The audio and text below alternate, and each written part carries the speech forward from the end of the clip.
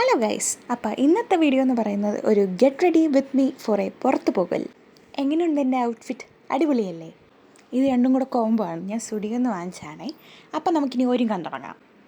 എപ്പോഴും പോലെ the first step എന്ന് പറയുന്നത് of course sunscreen.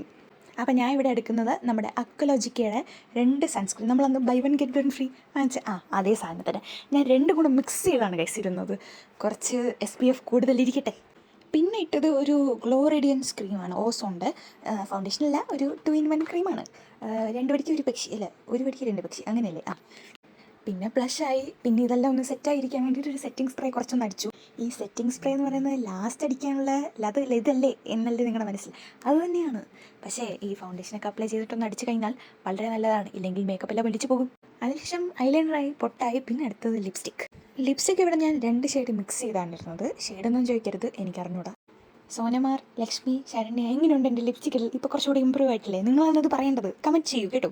Face makeup ഒക്കെ കഴിഞ്ഞ് സിമ്പിൾ. എന്നെ ഏറ്റവും വട്ടം ചുറ്റിക്കുന്ന ഒരേ ഒരു കാര്യമാണ് ഹെയർ സ്റ്റൈൽ. എന്ത് ഹെയർ സ്റ്റൈൽ കിട്ടും? ഒരു വലിയൊരു ക്വസ്റ്റ്യൻ മാർക്ക് എപ്പോഴും ഉണ്ടാവും.